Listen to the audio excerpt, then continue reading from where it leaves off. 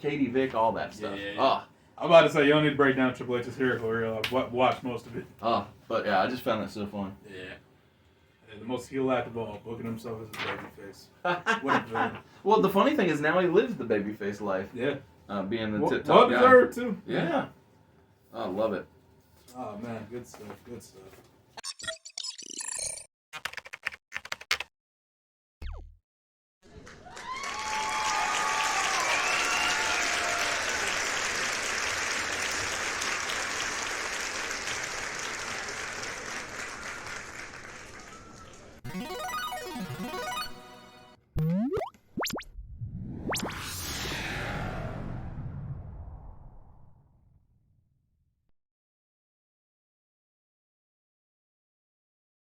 Alpha Entertainment Worldwide, AEW is here once again. We are on the road to WrestleMania. Boy. One more stop before we get to the Safeco Field Spectacular where is it? Where's Safeco Field? You got me. It's wait, where's Daniel Bryan from? Seattle, Washington. Yeah, that's where we're going next month. Wait, Seattle, Washington out of Mania? That's crazy. Oh, you didn't know? Nah. Oh, well, I'm sure I did, but I mean, yeah. It's been a while. It's been a while. Yeah. I'd say 2003 is a long time. Yeah, WrestleMania 19 was in Seattle, Washington, at the Seattle Mariners baseball field. Yeah, that sounds right. Whatever. Not a diehard baseball. Huh? Yeah, same. Oh, it's a pretty venue.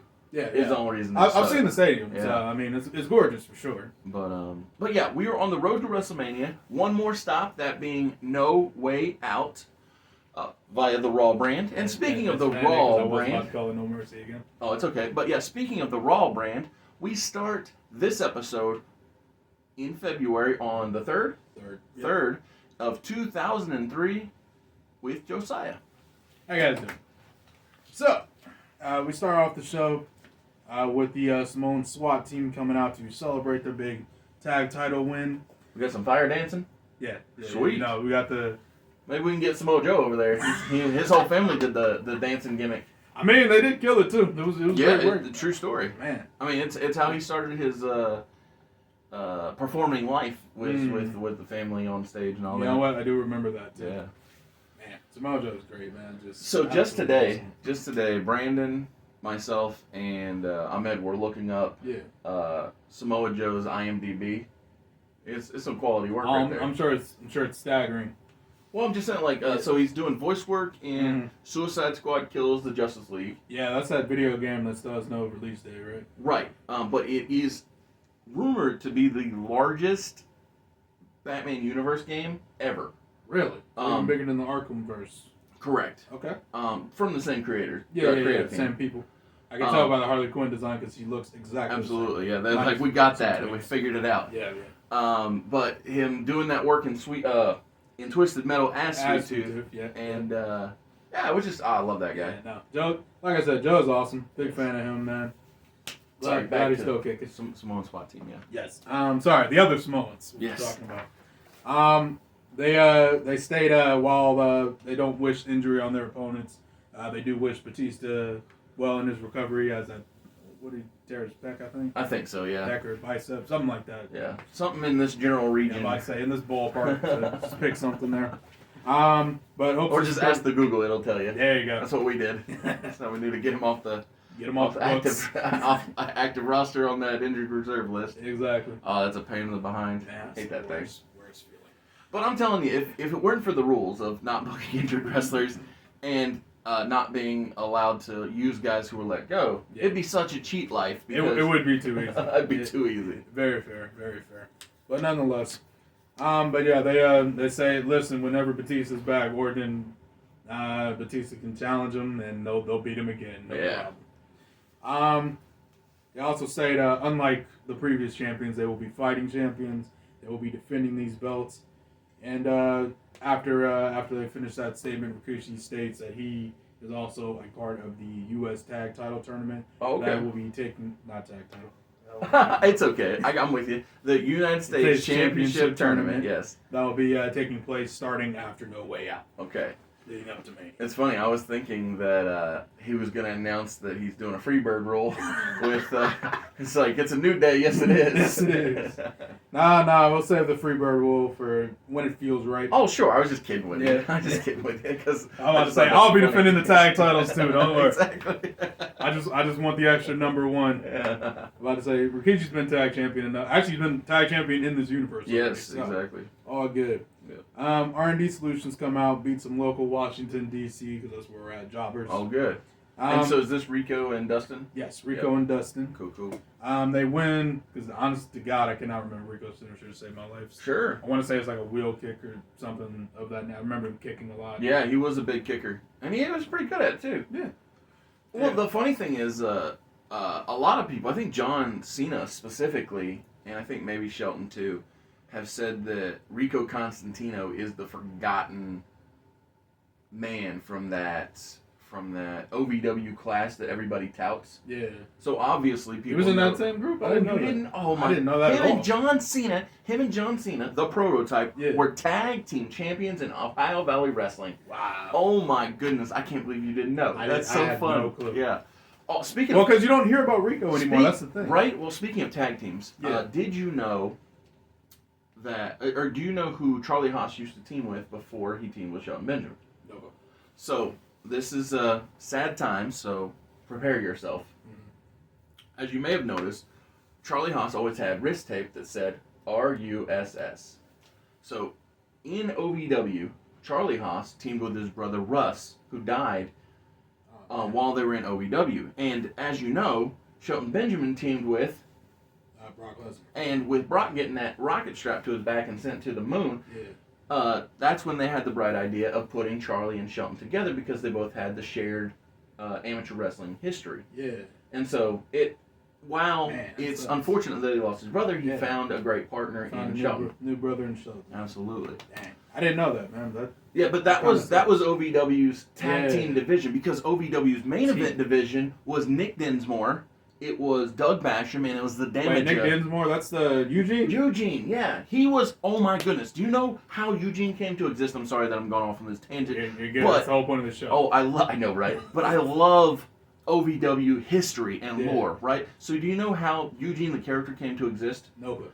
Vince McMahon saw Nick Dinsmore and said, I already have Chris Benoit, why do I need this guy? So he was so Nick Dinsmore was Mr. Wrestling in OVW.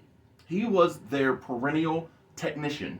And he said, well, I don't need that guy, I already got Chris Benoit. I feel like I need to watch that because it's I've only seen him as Eugene. Well, and so here's the amazing thing about Eugene, right? Yeah. Eugene was Nick Dinsmore's idea. Really? He made the pitch to Vince that... Smart, yeah. Vince is the only person able to prove that. So he said, maybe I can be an inspiration to those that want somebody to look up to. And Vince found it... Funny. Amusing, I was going to say, but yeah, funny. And then obviously with the way that they did it with Bischoff... Mm-hmm. And Eric being his nephew. Yeah, exactly. Uncle. Yes. Oh my goodness. And so, like I said, so the funny thing is all the guys who were main eventers in the Ruthless Aggression era were all the tag team scene in OVW, and all the main eventers went into a tag team. The Damager was Danny Basham, and Doug Basham is his fake brother. And then Nick Dinsmore, who was a main eventer, well, he became Eugene, so it's like all the tag teams became main eventers, all the tag teams, or main eventers became tag teams. So I gotta watch all OVW stuff. Oh my goodness. So that's insane. I have this dream, I don't know if it'll come to pass, but I have this dream that OVW classic content will come out on Netflix due to the success of the documentary, yes. And furthermore, I think that it's also not outside the realm of possibilities that will come to pass because Billy Corgan signed a contract with the CW network for the National Wrestling Alliance. And if Netflix wants to get in on the wrestling game, like TBS and TNT and USA and all these people, CW, Fox, all of them. Yeah. Then I'm like, well, guys, you already have this relationship with Al Snow. Mm-hmm. Come on, and you have basically a guaranteed viewing audience when you put up Dave Bautista, when you put up Paul White and John Cena. Now, granted, he's called the Prototype, but all these we know their faces. So yes, and that's the thumbnail too. Oh my goodness, I have this dream. I love it. Yeah, that would make money. Yes. Well. Subscriptions, yes. I mean, it would give me something to watch because after I finished The Wrestlers, I wanted to watch something else on Netflix. So I watched the unauthorized American Gladiators documentary. Yeah. So, anyway, I forget how we got. Oh, R&D Solutions beat local competitors. Go. Yeah, Rico went on a real journey on that one. But yes, so Rico hit some kind of wheel kick or something. I think that's how we got on this topic. Yes. But and R&D Solutions secure the big win. They said since Samoan SWAT team are going to be these fighting champions, it'll be great if we challenge them in No Way Out. Sounds good to me. Of course, SSC will say yeah because they don't care. Yeah. I mean, and honestly, also if I look like Umaga and Tao, I would. Yeah. I would. Big strong boys. Be like, yeah, anybody can come at me. No problem. Yeah. No knock on Rico and Dustin because they're big strong boys too. Yeah. I always forget, like, Dustin's bigger than he looks because he's been in WWE so long, so he's been surrounded by all these giants. Exactly, yeah. Legit in the case of, like, Paul White and Kane and Taker, my goodness. Yeah. But in a world where there were no 7-footers, he would be one of the giants. He was 6'6". Yeah, I'm about to say he's a legit 6'6". I want to say he's like 225 at this point in his career. Right, but there were definitely periods where he was pushing like 280. Easy. And we're not even talking about Black Rain when he was in bad shape. God, I forgot about Black Rain. Man. But yeah, what a world we live in, man. Yes. Let's see. Next up, we have Dreamers coming out with Steven Richards taking on Billy for the Hardcore Championship. Nice. Dreamer will win this match via... Oh my goodness, I just thought of something. I'm here. You know what you're doing with Billy Gunn, right? Yeah. It's Max Caster and Max Friedman right now. Yeah. I didn't even realize it until you just said these two segments back to back. Mm-hmm. Yeah, Goldust is being Max Caster to Billy Gunn being Max Friedman. That's funny. I'm glad you pieced it together because, I mean, I've been doing this for a month. Maybe a little more, yeah. Maybe a little more. Give or take. But yeah, that was the general idea. Yeah, I like it. Because I got the idea of like Goldust kind of like being the creepy stalker. Mm-hmm. Well, A, because he did it with Booker T. Of course. But B, I was like, Max has been like really overt. Yeah, that's a good word. No undertones needed. Nah. Nor is Matt Caster's style to be under the radar. Yeah. The thing is, I don't know if Max is gay, bi, straight, or he's just having a good time. Having a good time. Don't know. Well, I don't really care, but not me either. But it would help like paint the picture for me, I guess. So what I was looking for. I guess my assumption is that he's into dudes because of him. Before they did the scissoring, he would suck people's fingers. He did. Those are some real dark times. Really weird on AEW Dark. Yeah. I always thought it was funny, so I mean... I don't know, man. I feel like Max is just like slapping with people. I think that's the point. Yeah, that's my thing. The whole point of it was, especially because they were heels at the time, yeah, the whole point was to make people uncomfortable. Yo, they sure did it. That was success. Top tier, because I'm just watching the dude on the ground like, Max, stop kissing my hand, man. I don't want that. Yeah. I don't know. I feel like Max kind of... He has the Deadpool philosophy about his sexuality, which is... probably. It would be my guess. Obviously, I don't personally know the guy. It might just be a character. Yeah. But nonetheless. But anyway, Spicoli driver on a chair or something on a... so Dreamer wins. Yeah, Dreamer wins. Lol. Yeah.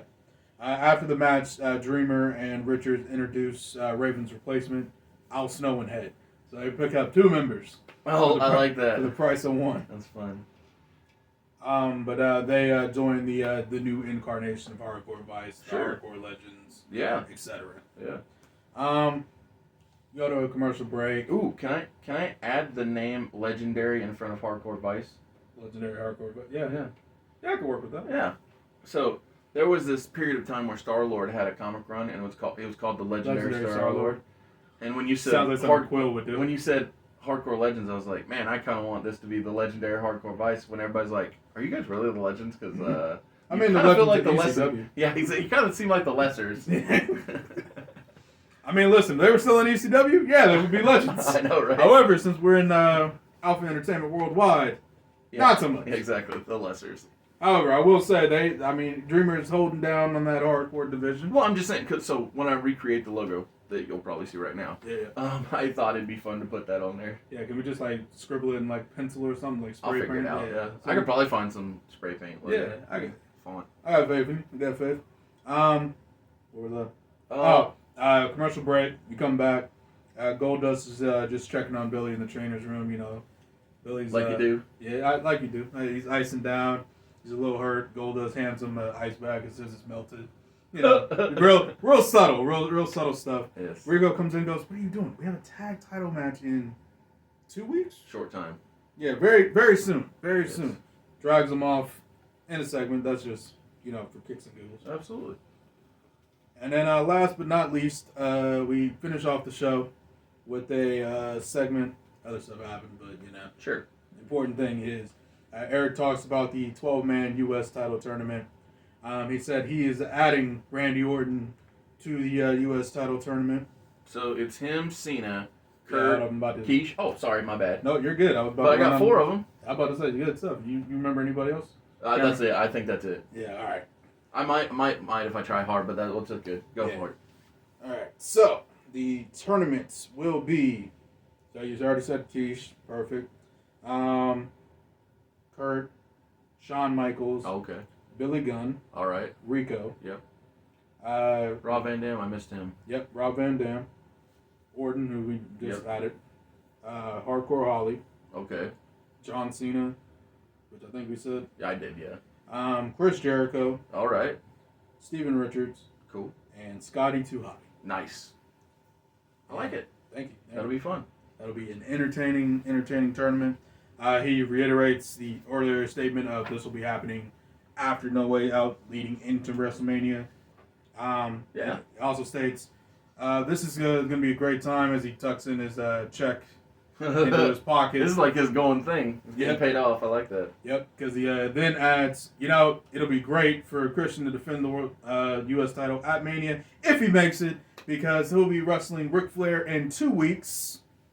Yep, 2 weeks' time, defending the United States Championship. Sweet. So we'll see what happens as he tucks the other check into the other pocket. Nice. It is now time for SmackDown. We're coming to you tonight. Well, on this night, February the 6th. Yes, I see clearly. So, February the 6th of 2003, SmackDown emanates from Philadelphia, Pennsylvania, the First Union Center. So, we begin this show, just like I teased we would, at the end of the last show. Yes. With a man in white trunks, with white boots, a white meat baby face for the White Boy Challenge, that being Bryan Danielson in ring, awaiting the arrival of the television champion and Theodore R. Long, that being Rodney Mack. So, as I said before, Man, Danielson looks so young. He sure is young. This match in real life was Bryan Danielson versus John Cena on Velocity, which was filmed on this episode of SmackDown, so that's my cheat. Yep, defends on the same day, makes sense. Exactly. So, yeah. So, with having Bryan Danielson on the show, I had to let him be the white boy challenging for the television title. Makes sense. Felt right. So, D-Bry, in this case, Bryan Danielson, his shoot name, he does really good work, just like we all know the man can do. Kicks, mutilating cattle, classic stuff. But the important thing is, he didn't get an entrance. Yes. And he is not winning the TV title because we don't get him for another good decade. A decade exactly. I think it's 9 years. 9 years before his 2000.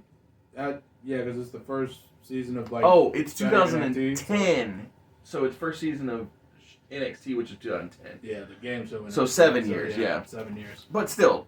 So long that he doesn't win. Basically a decade. Yes, exactly. So long in the future that he doesn't win this match. Yeah. But he does take the drive-by knee. Yes, of course. Where Rodney runs on the apron, hits Bryan in the head, and Bryan loses the match via the 10 count because Rodney Mack, the greatest, beating all these future world champions. I know, right? Yeah, Rodney Mack doing big work, taking the title off Taker, beating the rated R superstar, or the pre-rated R superstar, Edge. I say jumping ahead a little bit. Jumping ahead, yeah, but he beat him, last show, and so after the count out, yes, has he pinned anyone yet? He pinned aside from Taker. Oh, that's a good call. Huh? Yeah, he pinned Billy Kidman. Okay. Yeah, so he pinned Taker. I didn't forget about that one. He got a count out win over Edge. He pinned Billy Kidman. Then he got a count out win over Bryan Danielson. Got it. But speaking of Billy Kidman, who's from Allentown, Pennsylvania, he is coming out next to face Shannon Moore, who is accompanied by Matt Hardy and Crash Holly. And unfortunately, I'm booking much like Vinny Mac and the home state boy. Yeah. Not quite hometown, but the man from Pennsylvania. The man from the place we're at currently. Yes, he loses to Shannon Moore. Man, that's the most Vince booking we've done yet. I had this realization, I don't know, probably a month or two ago, where I was like, I have nothing for Billy Kidman. He's just one of those guys that looks good when he's there. Within my sphere roster, sphere, that's fine. Within my roster, who, while I like his ability, I just felt like he lacked character, and with that, I had him losing a lot. And so I decided, well, since I picked up on the pattern, let's just keep it going. And so consistency is key. Yes. So Matt Hardy, he ignores the fact that Shannon came up short in his attempt to defeat or even go the distance with Jamie Noble last week. Yeah. And he even ignores the fact that he couldn't do it 2 weeks ago. Hey. But Matt Hardy grabs the microphone after Shannon beats Billy Kidman, and he says, tonight in the main event, me and Shannon, we're going to take our knowledge that we have garnered from wrestling Jamie Noble, and we are going to guide Crash Holly in the main event to lasting 30 minutes with Jamie Noble. And not even beating him, just lasting 30 minutes. Well, that's all he's got to do, get that title shot, right? Yeah, absolutely. So as long as he can last, he's going to make it. So, it's just Matt being the egomaniac, putting himself over, and, also helping out his boy while he can. On the mic, I mean. What a saint that man. I know, he's so thoughtful. So up next, we have Big Show and A-Train versus Booker T and Scott Steiner. Kevin Nash is at ringside. Okay. With BFG, the best first generation. Correct. The current Team Extreme Tornado champions. There you go. So this match, this tag match, this 2-on-2 is it actually does a couple of things. A, it keeps Big Show and A-Train on TV after they beat down Just Incredible. Of course. But more importantly, what it does is... Oh, yeah, it's just them now, isn't it? Correct, yeah. That's why this is a tag instead of trio. Yeah. So, but more importantly, what it does is while the tag match is happening, Kevin Nash isn't the only person watching on during the match. The Iron Addicts make their way out to basically... They don't verbalize that they are calling their shot for the Team Extreme Tornado titles, but... Trios titles. The trios titles, yes. But what they do is their presence makes it known that they've got their eyes on the gold. Okay, got it. So Booker T, he scissor kicks A-Train, wins the match, and post-match, Kevin Nash gets in the ring. They all three celebrate, and they look on at these muscle men watching. I mean, heck, they're all big body boys. But we cut to break, and after we return, Maven is already in ring. No entrance. Sorry, Maven. Love your YouTube content, by the way. But Maven already in ring. Mm-hmm. And we hear a very familiar sound. And that being, I I am a real American. Man, that song is great. Too bad he sucks. So Hogan comes out. He beats Maven pretty handily. It's simply easy. Yeah.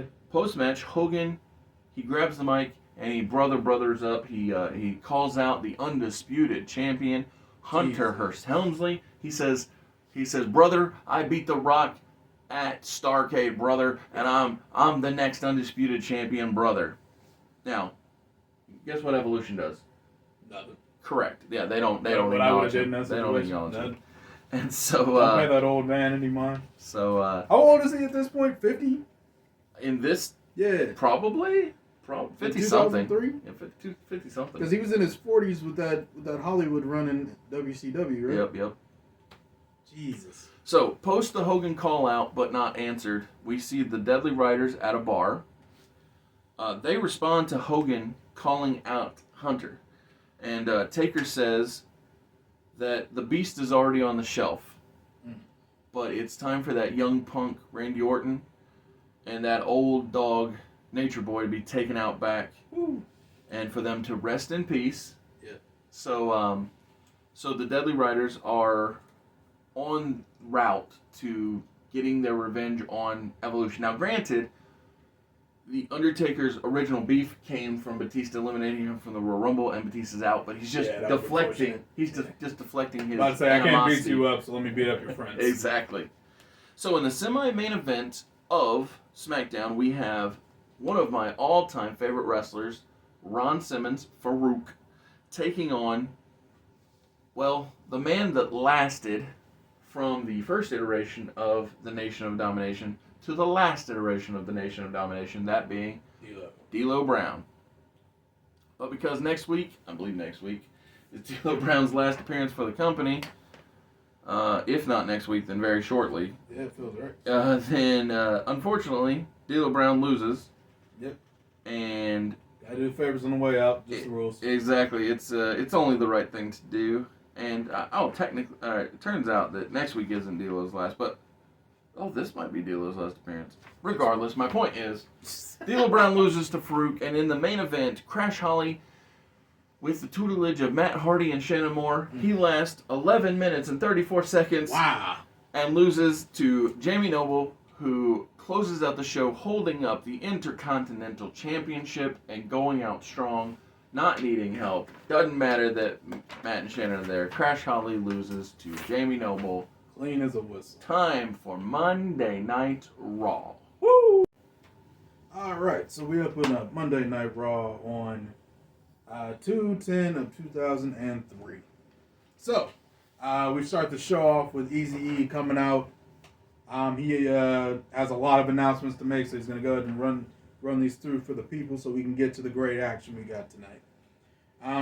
So, first of all, he wants to announce that Molly Holly will get her one-on-one rematch with Trish Stratus.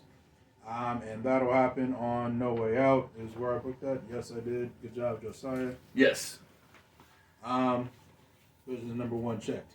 He said, but a title that will not be defended on No Way Out will be Triple H's Undisputed Championship because, let's be honest, we don't want the world champion to get hurt going into WrestleMania. That would be silly. Wouldn't make any sense. It's Eric's logic here. Okay. So why have him wrestle, right? As soon as he finishes that sentence, out comes the president of AEW. Oh, Mick Foley. Mick Foley. Oh, thank God. Yes, don't you worry. So I was a little worried. I was like, oh, this is going to be awkward because I'm having his wife have him defend. So it's like... Don't you worry. I had five steps ahead of you. Okay, good. Comes out and says, listen, Eric, listen, I know I said that I should give you this opportunity to GM, but I feel like, while it's still a good decision, I'm giving you a little bit too much free reign. I gave you a lot of rope to hang yourself, and boy, are you hanging yourself. So, with that in mind, you're still GM. I'm not gonna fire you. That'd be kind of pointless. You're good for ratings. Yes. So, what I will do, though, is establish a check and balances system. Because I'm not going to come to every single show. I don't have that kind of time. I'm very busy being the president. Who would have thought being president was busy work? I thought I was supposed to kick back and do nothing. But, nonetheless, I have negotiated with Stephanie to find a great person to keep an eye on you. And that person is in the form of Tori Wilson. Ooh. Thank you. Oh, I like that a lot. Yes. That is so smart. So, of course, Eric also likes this. Yeah. Oh, Tori. Oh, my God. Yeah, she's a pushover. I remember her in WCW. Yeah, no problem. And Mick hands the mic over to Tori, and the first thing she does is goes, Eric, buddy, I really like your idea of the one-on-one match with Molly and Trish. Great idea. Phenomenal. Thumbs up to you. You're brilliant. Sure. And, adding Orton to the U.S. title match, to U.S. title tournament. Yeah. I think that's a great idea, too. But, considering he hasn't really, had a singles match since he's debuted, I feel like he really needs to earn that opportunity. You know what I'm saying? So, yeah, he's in the tournament, provided that he wins his match against one half of the tag team champions, Umaga. Ooh. Which will be next week. Oh, nice. Yeah, next week. Yeah, Umaga fought 2 versus Randy Orton. Yes. That's good stuff. Just for kicks and giggles. And then, what else? I've got to see if that match ever happened. I've got to look that up. I feel like it has, right? At some point, I would wager it hasn't because they're both heels, I bet. Oh, you're I bet right. they're both heels. Because when Umaga's run was big, it was when Randy was a heel. Yeah. So I'm gonna guess they haven't. That touched, might not but actually. I'm gonna look. Oh my god. So yeah, if it did, we'll find. AEW first time ever, baby. Oh my god, I love doing that. So it's both a blessing and a curse to book first time matches. Blessing because we're smart bookers. Yeah. Curse because we can't ever find those beautiful graphics to pop up. Just pop them together. Like here's when they touched before in real life. Yeah. Dang. That's the beauty of having. I was so in a verdict. few I women. thought, yeah. That's the beauty of having so few women is they've always wrestled. Yeah. Each other. Exactly. Everyone's had some point where they were like, all right, I've interacted with this person. We're good. Hell, even with some of the dudes. Yes. Like I'm sure there's a video somewhere of Tori and Eric talking. I bet you're right. Because they were both linked with the NWO. Exactly. So. Yeah. And let's see. Next up, Tori said, she also states that, and I agree, Ric Flair versus Christian, that's great for ratings. That's good stuff. And, I really want that to be a nice, top-tier, ace, raw, quality match. And I think the best way to do that would be to ban Evolution from ringside. Actually, no, not even from ringside, from the building, just to be extra safe. You know what I'm saying? Eric, of course, by this time, he had this big grin on his face when Tori was introduced, and as she keeps talking, he's slowly it's falling away for him, the poor guy. Oh, that's good stuff. Let's see. Dude, I'm so happy that you had this thought with her. Because, see, that was one of my big problems with having her on SmackDown. So the main reason I draft her is because we know she's not a very good wrestler. Yeah. But I'm so glad we traded because this is a way to utilize her charisma and have her interact on the show. Not to mention the likability, which counters Eric's likable hate. Yeah. Oh, it's so smart. Yeah, I figured it was the best thing to do with her because the only other thing I would have did was have her do what Stacey's doing now with different people. Yeah, but that's the thing is this was such a smart idea because Stacey's got that market cornered. Exactly. I mean, you can have 2 valets. It's not right. Well, the beautiful thing about what Stacey's doing is she's bringing the analytics to the athletic acumen of her team. She's bringing the brains to the yes. Oh, so good. Yeah, absolutely. And then so after that bombshell, she also says, lastly, Triple H is 100% defending his title at a pay-per-view.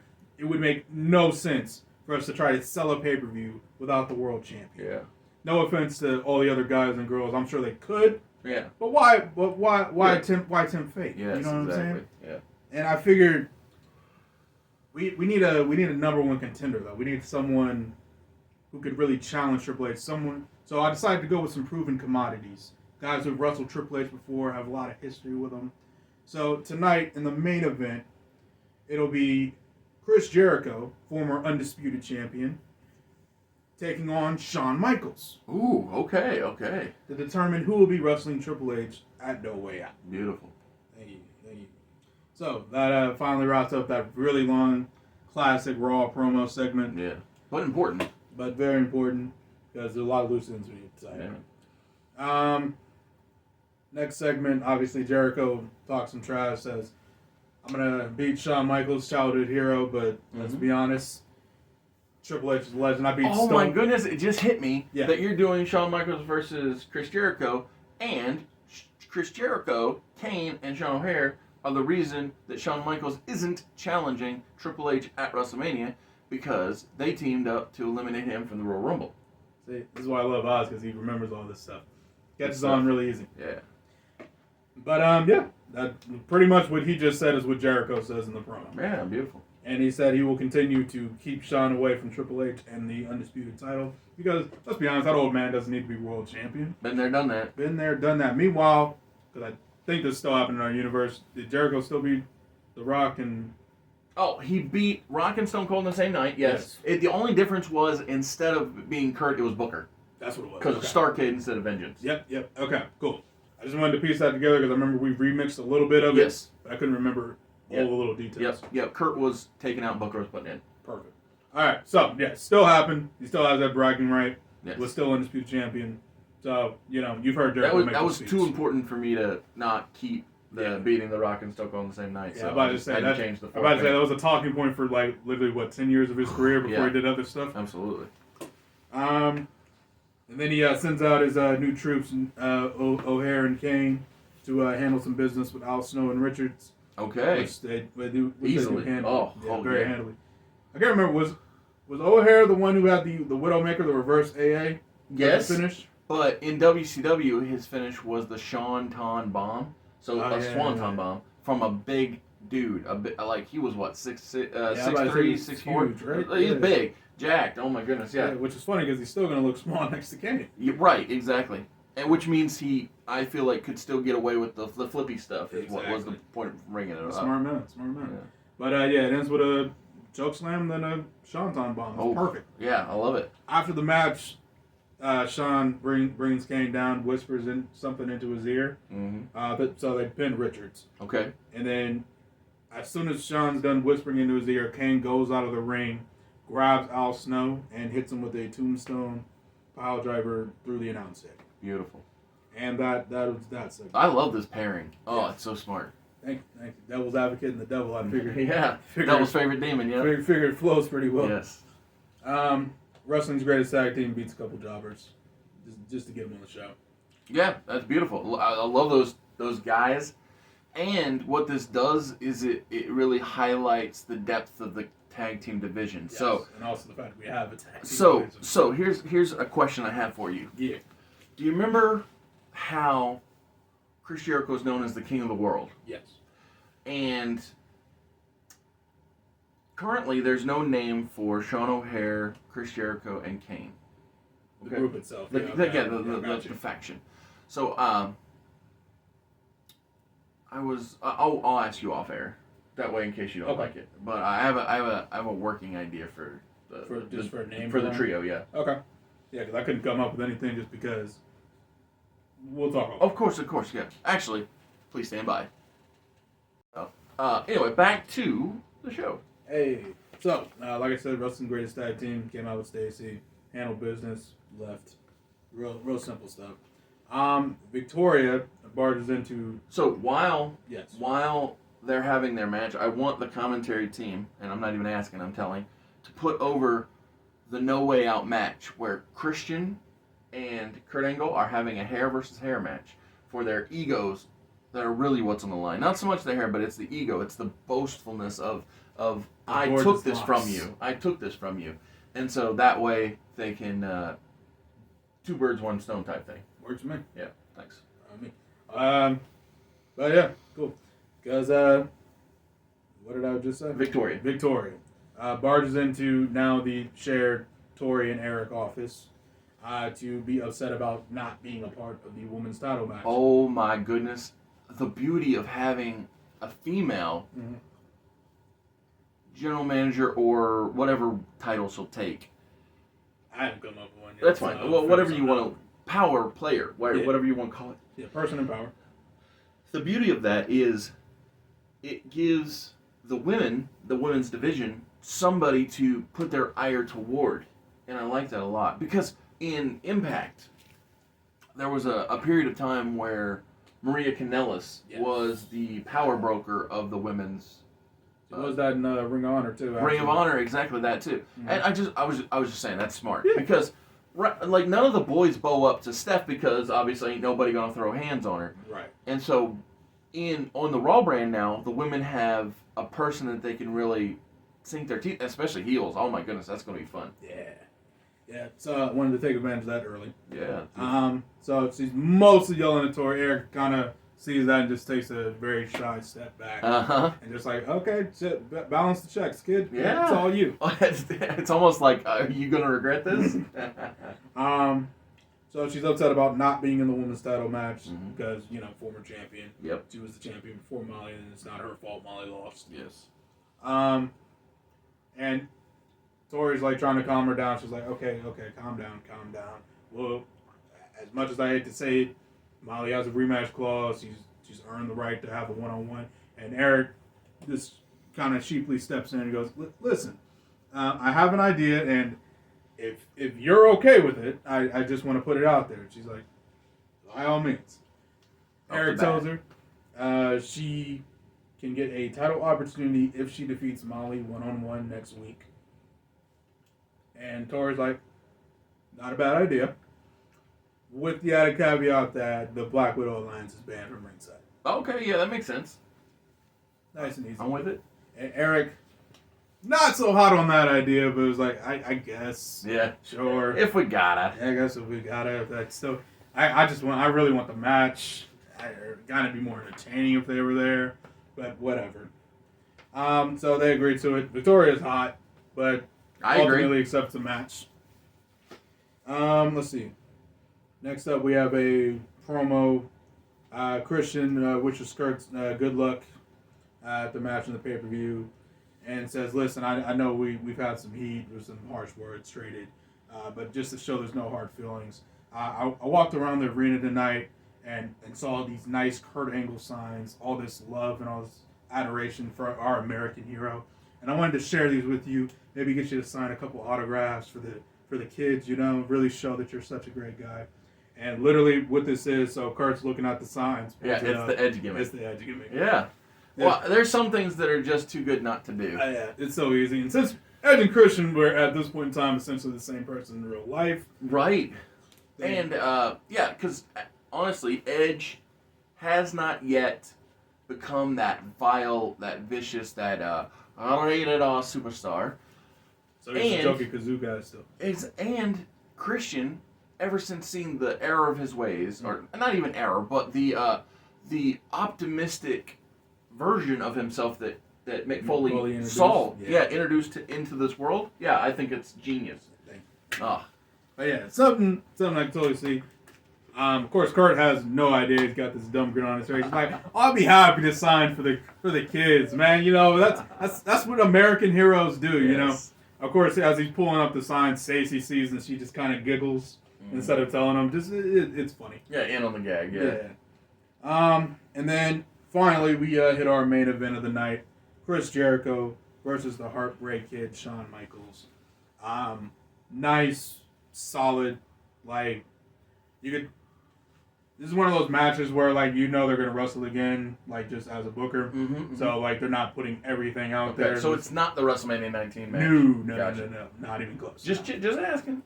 Because, it's WrestleMania 19's around the corner, and Sammy Guevara and Chris Jericho recently paid homage to that match. So just double checking. I'm about to say, I've already seen all the clips where, like, the top is Jericho and Sammy, and the other one's Sammy and Shawn. Yep. And I gotta give it to Jericho. He must remember that night really well because he did the exact same thing Shawn did. It was beat for beat. It's funny. So Ahmed has this thing where he calls my brain the vault, and so there are times when I come into work and I say the vault betrayed me, and he's like, "What do you mean?" I said, "Well, I saw everything in that match coming." And he's like, how? And I was like, because I remember wrestling. That's how. I remember watching it. So I watched the same match, just with different people and moves. And so, two things. One, I saw Sammy Guevara and I said, oh, I know what's happening at this match. And two, Excalibur. Oh, you looked at the gear? Oh, of course. And Excalibur then told the audience So anybody who didn't remember, he was like, "Oh, this is paying homage to WrestleMania 19," and I said, "Well, I know how that ended." Yeah, I knew as soon as he said that, I'm like, "Oh, so that's what's gonna happen." Yeah.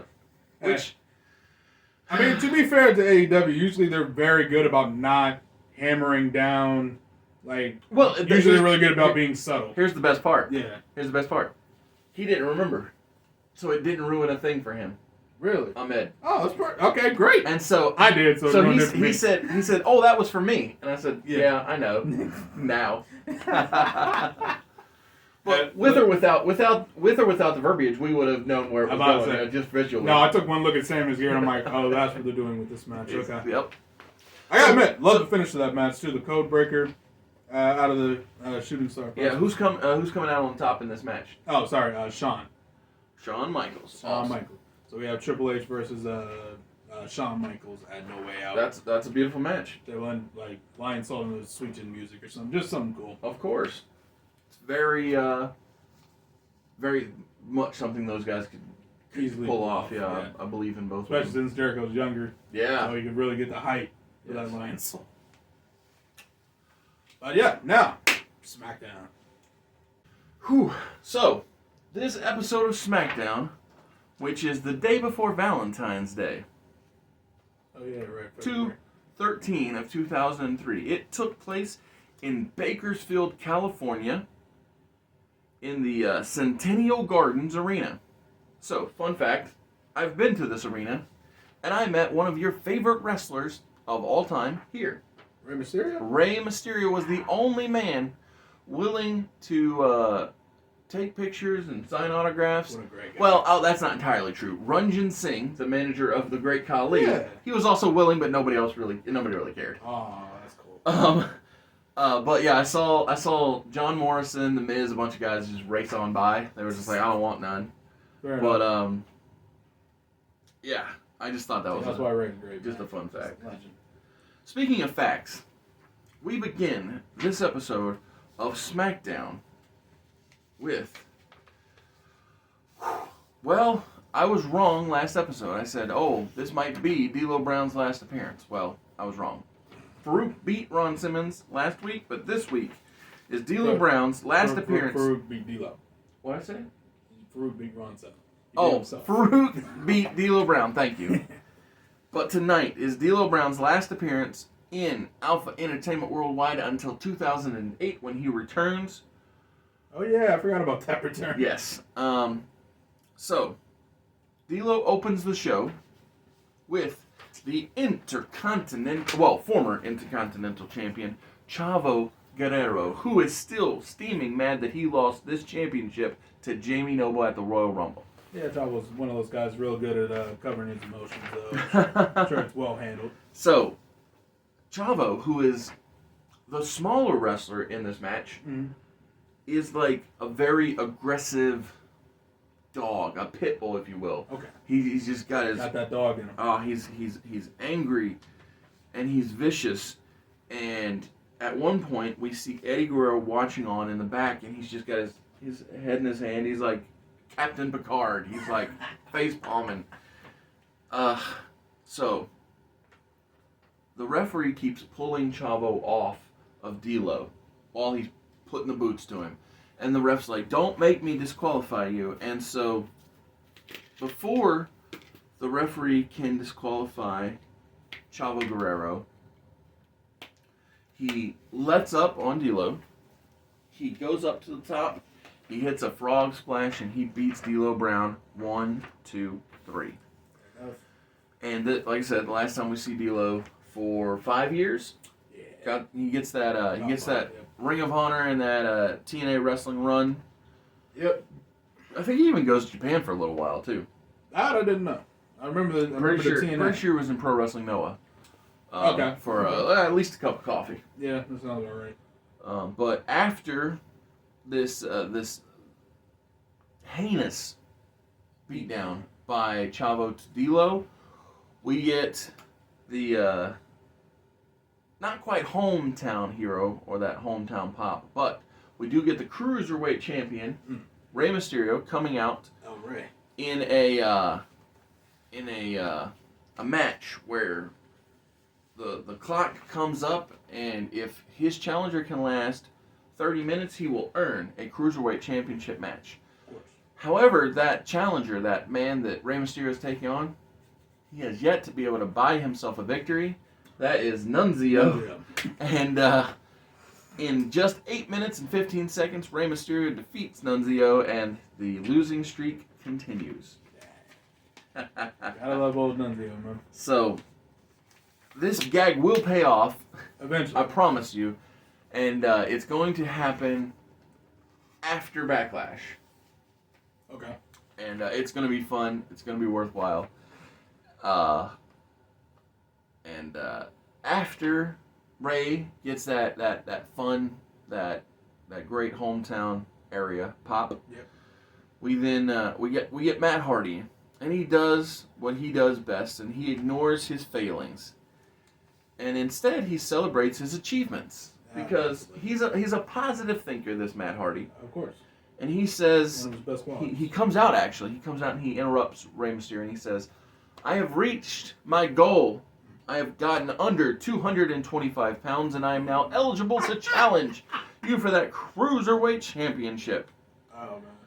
This feud was great. And, what's that? I just remember this feud really. Oh, it was so fun. It was so fun. So Ray, he's holding his title, he's looking all puzzled. He's like, alright, he just shrugs it off, right? But Matt Hardy, he's insistent. He says, after my hard work, I deserve a shot at that title. And Stephanie McMahon, you know, she's the $1 billion princess. She's all grown up now. She comes out and she looks at Matt and she says, "I'm proud of you. It's not easy shedding pounds." Wait, yeah, absolutely. But Matt, I think what you really need to do is see how you can hold up to the cruiserweight competition. And so, beginning tonight, I'm gonna put you through some cruiserweight paces. What'd you say? Basis. Ah, sweet. We had the same thought. Yeah. That's funny. And so, so Matt, he's ready and raring to go, and so we cut the break, right? Yeah, of course. Come back. We come back to a Venice Beach native of California. So again, we're getting that California love. Sting? No, I wish. Oh my goodness, do I wish? No, Hulk Hogan. He's cutting a brother promo on Trips. As you do. But it goes nowhere. No Evolution. No Randy. No Rick. No nothing. Not even Steph standing up for her husband in this one. Dang. So Hogan's. A lot of they were just ignoring this old man. Hogan's pleas fall on deaf ears. And now we come to the place. It's not the 80s. You can't just demand a title match. So we come to the place and the reason why I am wearing this rated R era of Adam Copeland shirt. So tonight on SmackDown, the night before Valentine's Day, Edge. So in real life, Edge was written out of a match at No Way Out because in real life, Raw and SmackDown shared No Way Out. But here in Alpha Entertainment Worldwide, we have distributed out all but the Big Five to each other. Of course. And so here tonight on SmackDown, Edge challenges the Intercontinental Champion Jamie Noble for, well, the Intercontinental Champion. Well, for the opportunity to get the belt. Of course. So if Edge can last 30 minutes with Jamie Noble, he will then get a shot at the title that he has previously held. I was about to say former Intercontinental Champion, yep. But here's the thing. Edge is struggling. If you remember right, when last he wrestled for the television title, he got his behind kicked. And then back when he had that feud with Eddie Guerrero, he got his behind kicked. And so here tonight... Sounds like his body's falling apart. Yes, his body is falling apart. That is accurate. So Jamie Noble and Edge, they wrestle 23 minutes, 55 seconds. Damn, that's the longest since you've initiated this 30-minute Correct. rule? Yes, it's the longest since I've initiated the 30-minute rule. And, well, what it is I'm trying to show off that Edge is really top good. caliber. Yeah, he gets really close. But Jamie does the unthinkable in this run. He goes back to a move that he's already won a match with. And because Jamie Noble knows that Edge is struggling with neck issues, he puts the Bulldog choke on Edge and forces Adam Copeland, Edge, to tap out at the 23-minute, 55-second mark and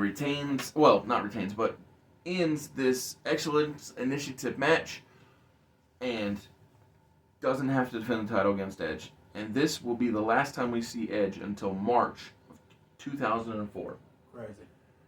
So, up next, we have the Deadly Riders in tag team action against the Regal Counter Threat, the duo of Night Test and Rook Nowinski, the two biggest of the faction. Of course. In height, obviously. Yeah, big guys. Regal's got him some girth to him, but he's not got this. He's on the shorter end. Yes, exactly. The spectrum.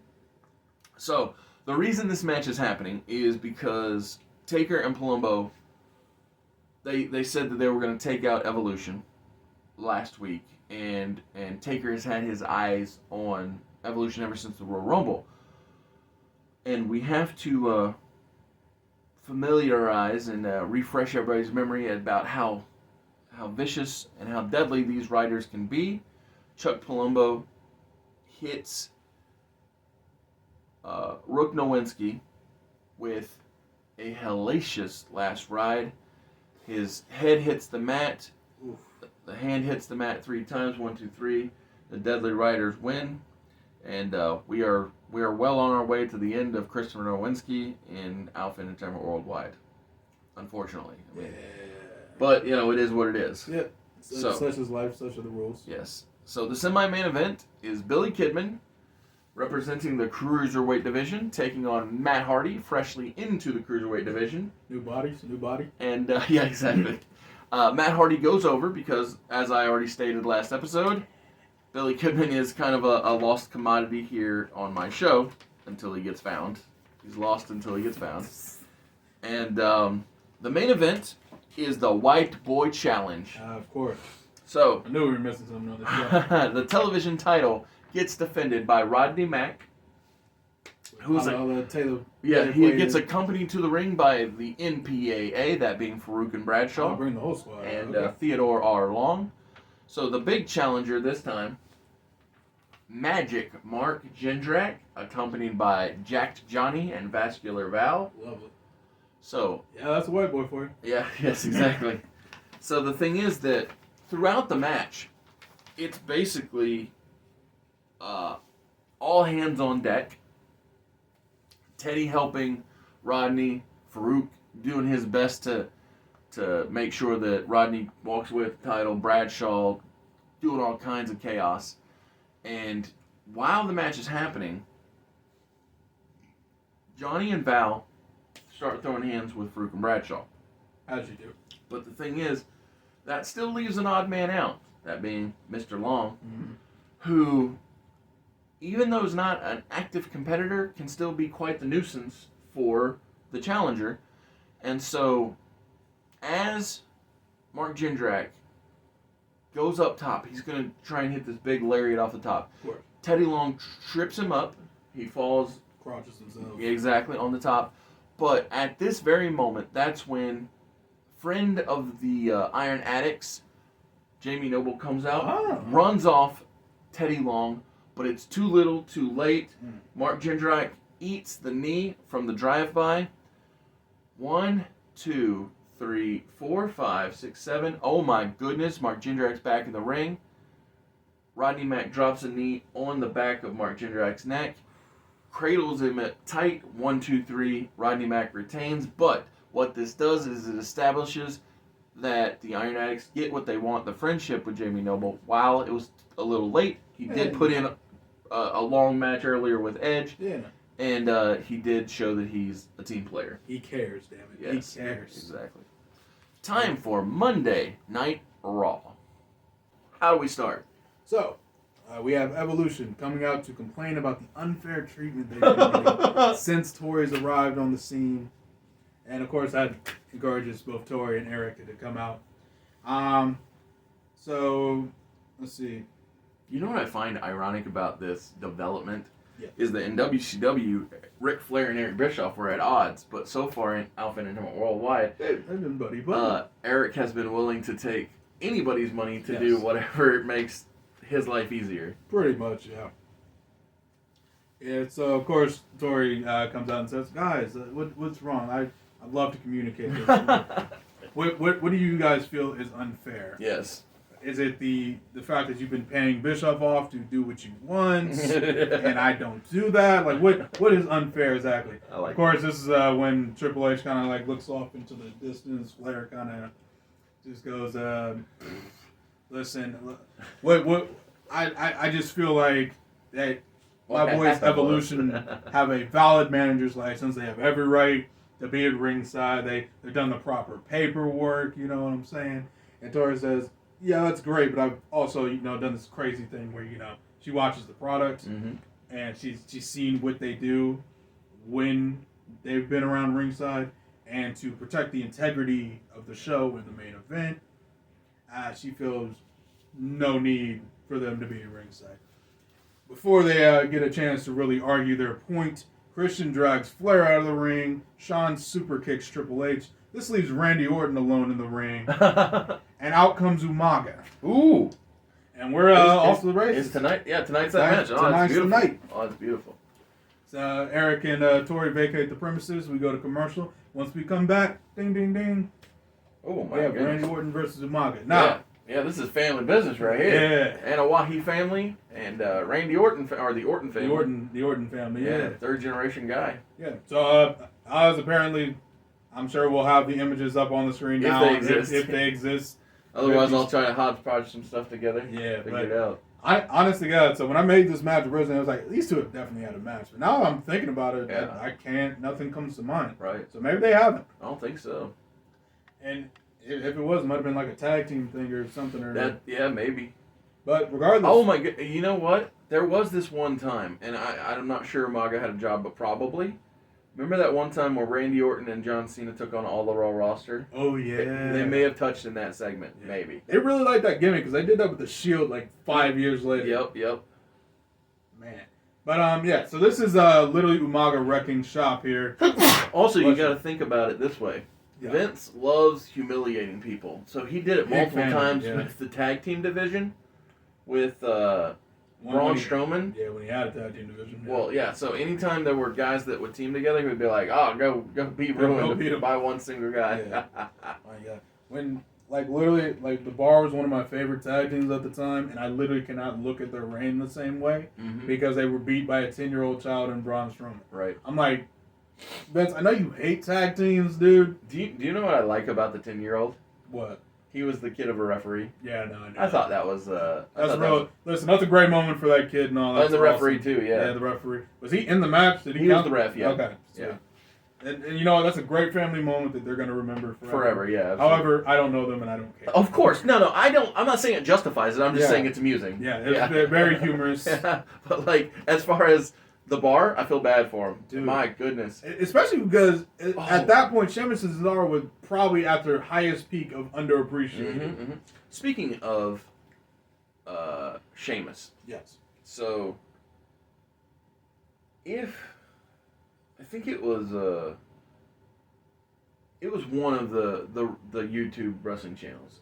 I'm not sure now if it was Cultaholic, if it was What Culture, if it was Wrestle Talk, but one of them proposed the way they see the Endeavor WWE future going. And as soon as I said it, I got intrigued. So they think that under Endeavor, there's a chance that guys, when their contracts come up, they use Sheamus as an example because his contract's on its way up. Oh, it was Cultaholic. Cultaholic, okay. They said, so Sheamus, for instance, will come into the office and they'll say, "Here's $3 million." And they said, "Well, I want $5 million." And they said, "Get lost," because they don't care anymore, right? And my initial thought was, maybe, I don't know. But more importantly than that, the idea of Stephen Farrelly showing up in All Elite Wrestling and teaming up with Claudio... That's his real name? That's his real name, yeah. Teaming up with Claudio Castagnoli, it intrigues me. To be fair, he'd be a fascinating member. He'd be the closest member to Blackpool in that whole group. Right? But more importantly than that, to me, if we could get Stephen Farrelly, Claudio Castagnoli together, I struggle with this. I don't know whether or not to exercise Jon Moxley from the group. That would make no sense to me, but well, and have him team up with Sami Callihan as a Switchblade Conspiracy, or incorporate Sami Callihan in and have this Switchblade Conspiracy be a sub-faction of the Blackpool Combat Club. That would make more sense because, let's be honest, Blackpool Combat Club is literally just a bigger, more structured Switchblade Conspiracy. Oh, absolutely. That's why I said I struggle with this, the structure of it all. Yeah. Because I don't want it to be an NWO gimmick where everybody you've ever known was in the group. Yeah, but at that same point, like, there's logical ties to everyone you just named. Absolutely. In the group. Yeah, not mad at it. Because, let's be honest, like, Claudio was kind of, like, out of left field. He just happened to situate in very well because Brian was injured, too. Yeah, and that, too. I think that's one of the major reasons he was injured. It definitely helped, and then, you had to say every match, and then literally the next match was blood and guts. Yes. So I was like, oh, okay, yeah, I've seen him in the Blackpool Combat. Yeah. Yeah. It just, it's sequenced by well. Yeah, and so all I was saying is I think that idea intrigued me of seeing where people land when money is on the table. For sure. Yeah, it'll be interesting in the next 5 years to kind of see what the wrestling landscape looks like. But speaking of wrestling, Randy Umaga dominates pretty much most of this match. He's bigger than Randy. At this point, I think he has more experience than Randy. I bet you're right. Yeah, I bet you're right. I would guess.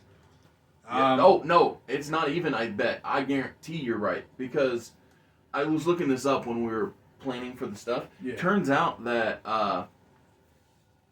Umaga and Rosie and Jamal, they actually were teaming for probably 4 or 5 years on the Indies before they got the call to do 3-minute warning. Yeah. Okay. Yeah, they were wrestling in the late 90s together. Huh. And so that kind of surprised me. But hey, it's all good. Yeah, Samoans are big in wrestling, so. Yeah, that one I knew. Yeah, oh, absolutely. Yeah, I'm about to say there's literally like 3 million of them. Yes. But yeah, so eventually the Umaga like goes for like a Samoan drop, tending to go for the splash that won him the championships. Orton, of course, very familiar with that, rolls out of the ring and tries to like crawl and escape. At this point, I don't know if we're all set if the announce table is like at the top of the ramp or it is. Is that the top? Yep. Well, he starts crawling to like try to run away. Umaga, of course, chases after him. Ref chases after him because I don't want him starting the count yet. Sure. To try and get him back in the ring because he understands the importance. Give him some leeway. Exactly. And eventually they fight up to the announce table. Umaga decides, screw it, I'm just gonna put him to the table. So he picks him up, sets him up for the Samoan drop, and like he does like the pop-up Samoan drop. So Orton, seeing his positioning, calculates, turns in midair, and nails an RKO through the announce table on Umaga, and then says, "Oh crap, I could win." Runs back to the ring, drags the ref along with him, and says, "Count." And the ref goes 1, 2, 3, 4, 5, 6, 7, 8, 9, 10. Umaga is out. Ty Dillinger. Yep, exactly. Exactly. Ty Dillinger runs out. Actually, he's probably in the company at this point. Gavin Spears, Sean Spears, yeah. My God. But 2003, I don't think not yet. No, too early? Not too early. I remember him being in developmental for a very quite long a while, time. yeah. But Orton wins via countouts to retain his spot in the that title tournament. U.S. title tournament. Yep. Exactly. So good for Randy. I think this is his first singles win in the.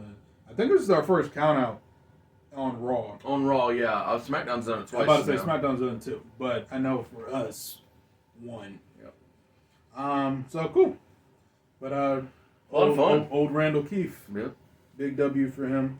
Next up, we have Molly Holly versus Victoria with the right to advocate for Victoria the opportunity to get into the title match on Sunday.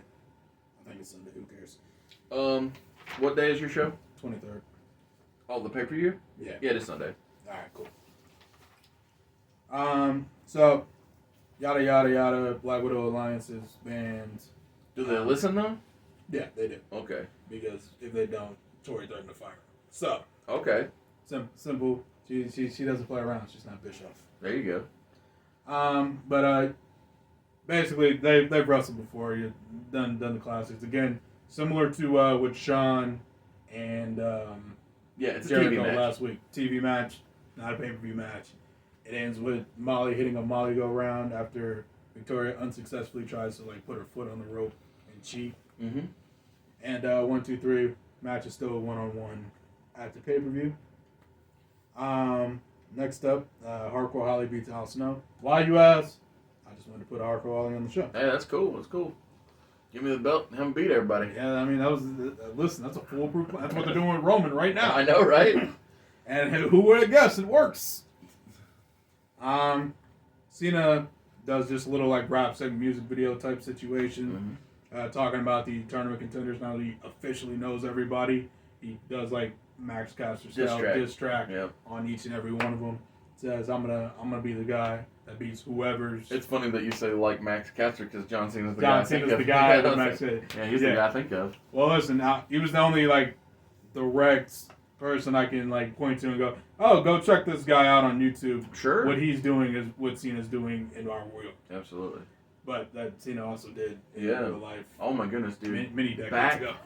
Back in 03, maybe even 04, 04 timeline. Him and Eddie Guerrero had a U.S. title feud. Yeah, I remember Good that. stuff. Man. It ended in a parking lot brawl, yeah. I think it was one of SmackDown's first parking lot bros. Well, first, that style. Yeah. Style that. Yeah, I still remember that match. It was phenomenal. Yeah, I love those guys. Love that time. My goodness. Good times. But so this won everyone in the tournament. Christian and Flair U.S. title main event. Ric Flair in the main event. I love it. Hey, listen, you gotta respect your elders. Yes. Something Tony Khan's really good at. Yeah. Honestly, his uses of legends is the best that I've ever seen in my time being a wrestling fan. Mm-hmm. Well, the problem is that Vince was on top for so long that it just puts that the only bad other taste option in your mouth. yeah. The only other option was not ideal. Yeah. And then TNA, they had a bad habit of doing the opposite of Vince, which was having them beat all the young guys who you needed to have some balance, whereas that's what we got right now. Yeah. Ideal. But yeah, it's definitely some improvements. I don't know who got in Tony's ear and explained that, but they're doing a great job. Might be Shad Khan. Yeah, probably. That makes sense. But yeah, so this match between Christian and Rick is literally just a good wrestling match. I don't think these two guys could do a bad match. I don't think they know how to. It's kind of impossible. Especially because this is the point where Rick has his low self-confidence thing. So he's wrestling in a shirt and he thinks he can't go, and then obviously he can. And everyone's like, "Are you watching the same matches?" Yeah, exactly. You do know your name's Ric Flair, right? Right. I think you forgot, but. Yeah, no, these two have a great match. Rick's working the leg to try and obviously get the figure forward. Yep. Christian's is, of course, working the neck to try and increase the velocity of the kill switch. Not velocity, but you get my point. Yeah, I got you. Eventually... Impact of the kill switch. Impact of the kill switch. And that is exactly what happens. Christian nails the kill switch, gets the 1, 2, 3 to retain the U.S. title. After the match, Kurt Angle slides in, hits the Angle Slam, says, "I watched the show last week. I saw what you did, and I'm going to take great pleasure in shaving your head come Sunday." Love it. Oh, that's beautiful. Oh, it's so good. And that's how we go off the air. Beautiful. What happened on SmackDown, Oz? Well, SmackDown. It opens with the Whiteboard Challenge. Oh, boy. Rodney Mack is defending the television championship. And he has, a very good at taking damage white boy, that being Spike Dudley as his challenger. Oh my God, that poor guy. And so he could really be thrown around. Yeah, so much like how Bryan got beat down and how he took that drive-by knee to the head, Spike he takes the heck of a licking. He takes the drive-by, but unlike Bryan, who gets counted out, of course, Spike makes it back into the ring. Tough guy. So I'm going to do something spectacular here for Spike Dudley. Make him Spider-Man? He is going to take the knee to the back of the head like has happened plenty of times before. Last week, to be specific. Yeah. But when Rodney Mack goes for the pin, 1, 2, and Spike, he gets an arm up. Hey, okay, Spike. So Rodney Mack is not pleased by this. I wouldn't imagine he would be. And so he picks up Spike Dudley and hits a Michinoku driver. Wow. Reason being big Japan fan, of course. So the reason being is it's a neck based finisher. Yeah. And it's to say, all right, you made it through the drive by, and you may have gone through the Mac attack. I'm going to call that knee to the back. Knee to the back. Okay. But he hits that Michinoku driver. It's a wrap. It's a wrap. 1, 2, 3. Rodney Mack retains. All right. So in the back, Chavo is confronted by Uncle Eddie. Eddie wants the family back together. He proposes the idea of Tres Hombres Dominio, 3-man dominance, to Chavo Guerrero. He has this vision, Eddie does, of himself, Chavo, and Rey Mysterio coming together and holding all of the gold. What a picture. Chavo says next week he is going to go the distance with Rey Mysterio, and he's going to get a shot at the Cruiserweight title. And after he does that, he doesn't need Rey, and he doesn't need Eddie. And Eddie says, all right, I understand that is your goal next week. But tonight, I'm going one-on-one with the Intercontinental Champion in the main event. And I, Eddie Guerrero, will go the distance, 30 minutes, with Jamie Noble. And I'm going to get back the Intercontinental title. And it'll be the first piece of the puzzle, that 3-man dominance faction coming together. And neither man can convince the other one to see things their way, and they go their separate ways. At this point, we go to the ring where the Iron Addicts are making their way out for Vascular Val to take on A-Train, who's accompanied by the Big Show. A lot of big bodies in this match. Absolutely. So it's legit just one-on-one Val and A-Train, but the rest of the Addicts, that being Jax, Johnny, and Magic Mark, are on the outside, along with the Big Show on the outside of the ring. Val Venus hits his finish, which is no longer called the money shot. It's right, he's out of points already more, that makes sense. Yes, exactly. Yeah. So I haven't come up with a new name, but it just feels wrong to team drop. I don't know. It just feels wrong to stick with the way that it was. You gotta get it stick. given the new direction of the characters, gimmick, yes, etc. And so Val Venus wins the match with his classic finish. I'll just come up with a new name at some point. Mm-hmm. After the match, we get a video package airing where Hulk Hogan is going over all of the reasons why he will be the one defending the Undisputed Championship against... I got bandanas, I got Muscles' brother. Against Brock Lesnar at WrestleMania 19. Those being that he defeated The Rock, that he main evented last year's WrestleMania with The Rock, and that he is... Man, hindsight was great for that. 4 years... I know, right? He reigned as WWF champion for 4 years. He was WCW champion, yada, yada, yada, all this stuff, right? So just comes in and says, what have you done for me lately? Because I know someone's going to say that. Well, let's just jump ahead. So that was a package, right? Yeah. And so I booked this as a semi-main event, but since you brought it up, Ric Flair, woo! He approaches Stephanie McMahon in the back and says, I saw what Hulk Hogan said, and you know what? The game he accepts. I accept the challenge of that old man, Hulk Hogan, on behalf of your husband. And Steph's like, old man myself. And so Steph's like, are you sure about this? And Rick says, there's no doubt in my mind, Triple H will be Undisputed Champion after No Way Out this Sunday. And with that, it's just, it's a matter of time before he defeats that old Hollywood. Exactly. And so, it's Ric Flair is an egomaniac. He's offended by Hogan's challenge and accepts on Triple H's behalf. Yeah, sounds about right. And so I had that in my main, but we'll move it. We'll bump it up earlier. So Matt Hardy, continuing his cruiserweight developments, wrestles Tajiri and wins once again.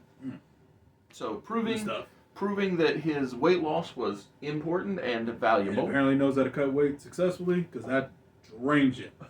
Speaking as a former wrestler. There you go. Well, and this is fake wrestling, so he probably lied.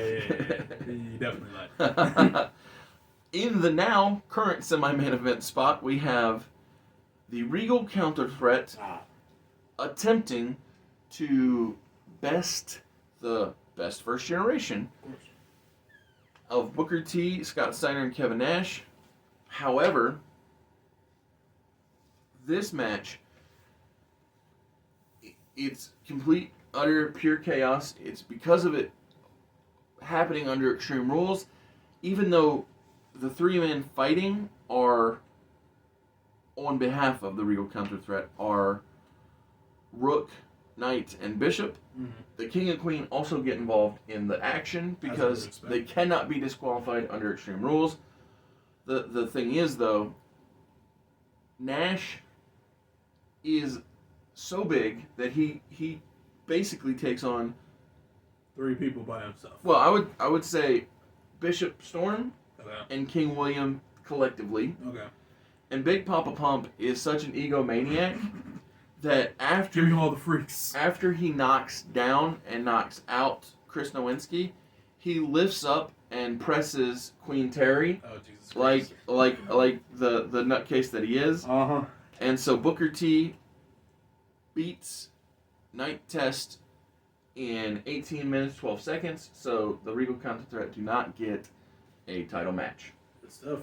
And in the main event, Eddie Guerrero comes out in a low rider. He has, there are 32 minutes left of the show.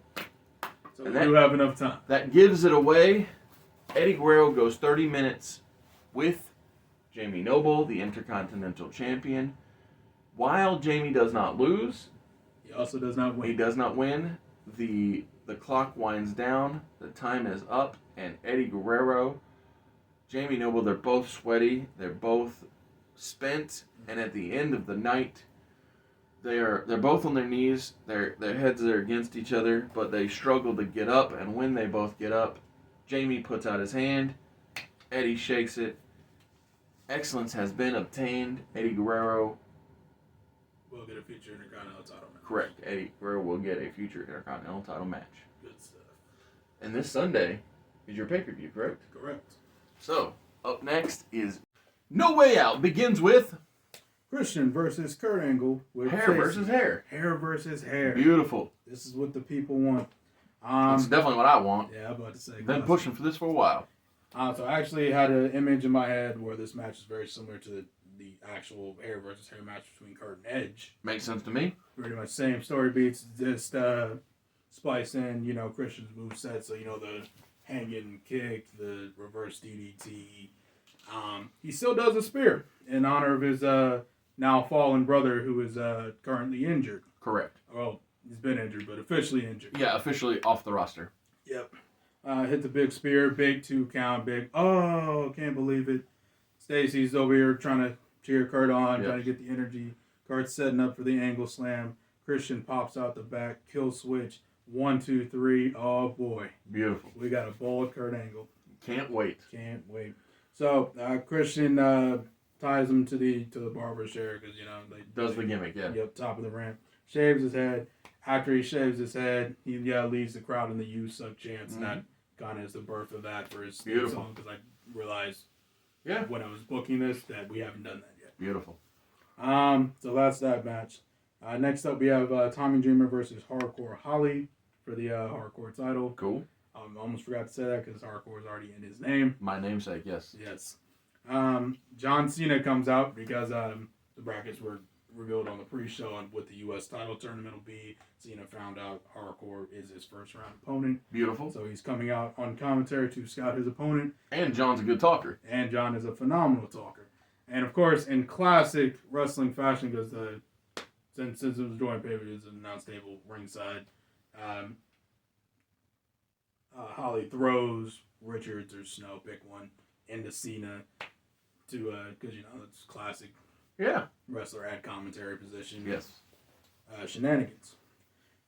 Cena, of course, gets mad, so Holly hits the Alabama Slam on Dreamer. He's going for the cover. 1-2. Cena pulls him off, picks him up, hits an FU through a table. But it drags Dreamer's lifeless body over Holly. Ref counts 3. Dreamer retains. Cool. Next up, Samoan SWAT team versus R&D Solutions. Beautiful. Nice, fun match. Good back and forth. Goldust is taking the heat most of the match.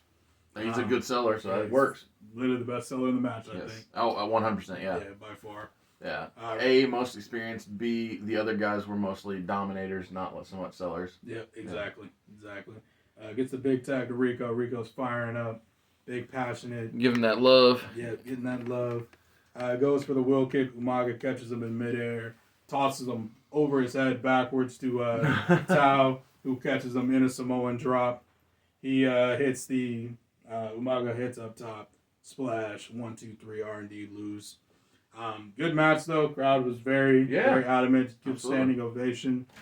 Goldust picks up his buddy and says, hey, that was great. That was good stuff. Yeah, absolutely. And Rico says, thanks, man. Goldust is a good babyface. Phenomenal babyface. In fact, he's so good that when he steps through the ropes, Rico kicks the middle rope into his crotch. Did not see that coming. Grabs a chair and starts beating the holy hell out of our boy Dustin.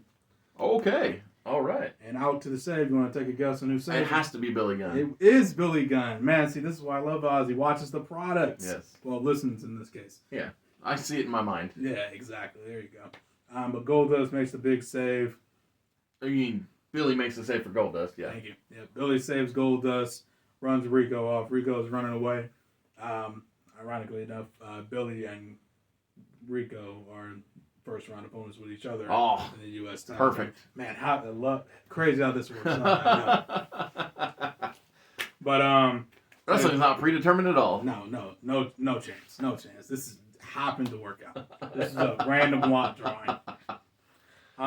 But yeah, Billy helps Goldust us up on to the next segment. Yeah, I like it.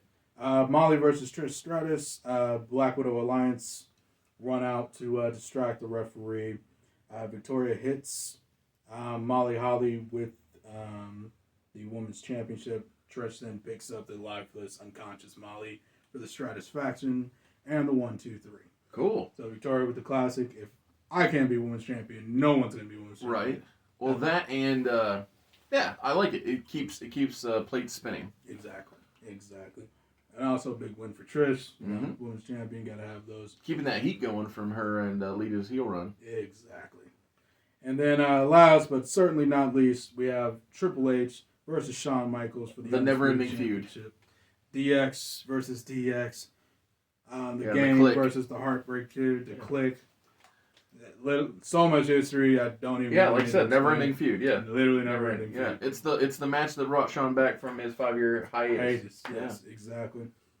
Just do like always have a classic match. Of course. Yeah, I don't think they could have a bad match. These two guys are so good. Another set of guys that they would have to work to have a bad match. Dude, I was listening to Tommaso Ciampa talk to Chris Van Vliet, and they were talking about how that best friends just are so much more snug with each other. Him and Johnny, Triple H and Shawn, Luger and Sting. It's just if you got that trust, then you can just stay tight and keep it strong and go at it. Yeah, especially because when you're best friends, you want your best friend to look good. Absolutely. And they want you to look good, so just that mix and that combination. Oh, and by the way, Ric Flair was right. Shawn Michaels does not win, correct? Correct. Triple H retains. Triple H does retain. And he will go on to defend the title against Hulk Hogan. Yep. I'm just going to let you say it because I don't like that guy. Oh, that's fine, sure. Oh, beautiful card. Love it. Cannot wait. Please tell me that Team Angle was on Monday Night Raw. Oh, yeah. Thank God. I cannot wait to see Team Angle here on Raw because I finally get to use the image I've been waiting to use. All this time. Because it's so hard to find Kurt Angle with hair on the internet because... Which is surprising because he's had hair for a long time. Yeah, but his career in TNA... his wrestling career. Yeah. His wrestling career, TNA, all bald. Yeah. So... Perk Angle, man. Perk Angle. Tip-top Angle. So show opens. Eric and Tori are welcoming everyone to Monday Night Raw. Lets everyone know there are 34 days until WrestleMania, which is insane. No time at all. And that tonight's Raw is all about the U.S. title tournament, and that will be headlined by Kurt Angle versus Shawn Michaels. Wow. That's tonight? Yeah, that's the main beautiful. event. Beautiful. So we're doing all the first round matches tonight. Is basically just the speech. They also introduced the U.S. champion Christian, who will be facing the winner of the tournament. He will be on commentary the whole night. That's beautiful. So let's get right into it. The first match of the evening is Chris Jericho versus Scotty 2 Hotty. Oh, I wonder who's winning this one. It's not who you think. Oh, really? Yep. Scotty scores the upset after Jericho gets too cocky. Hits the roll-up pin. Scotty 2 Hotty is going to the semis. That's amazing. Yep. Dude. So I wanted Scotty to get like a big win. I love it. And the only person I could feasibly do that with is Jericho. Come on. He's the only one it's so big. dumb enough to get beat. It's so big. Exactly. So. Oh my goodness, this is Action Andretti levels of surprise. Yeah. Honestly, it's pretty much exactly the same shock. Love it. Yes, but big win. I think this is the biggest singles victory of Scotty's career, even in real life. Even in real life, exactly, yeah. So giving him that win over Jericho, they're like, yeah. Appreciate that. Whew. I love the swerve, bro. Oh, it's not the Scotty, it's the surprise that I'm a fan of. Shot. Like, no knock on Scott Taylor, but or Scott Garland in real life.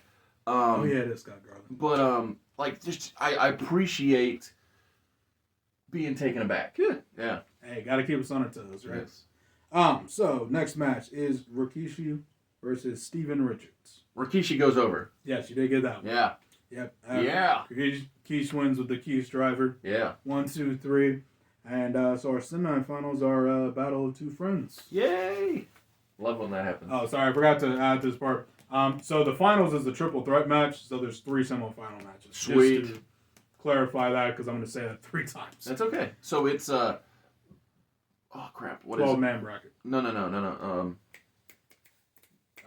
Battle of Los Angeles. Yes, there you go. That's what I was looking for. Thank you. That's a perfect example. Yeah. Yes, Battle of Los Angeles bracket stuff. Yes. So we have a little break. Samoan SWAT team says they want to take on the best. Sorry, they're in Eric and Tori's office. Sure. Where they say they want to take on the best teams Raw has to offer at WrestleMania. Beautiful.